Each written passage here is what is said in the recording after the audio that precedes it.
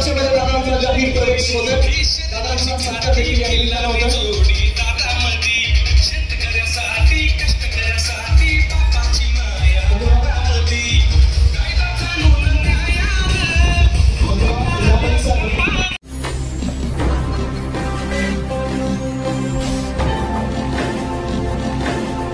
ताज्या घडामोडी आणि नवनवीन माहिती मिळवण्यासाठी समाज दर्पण या YouTube चॅनलला सबस्क्राइब करा आणि बेल आयकॉनवर क्लिक करा.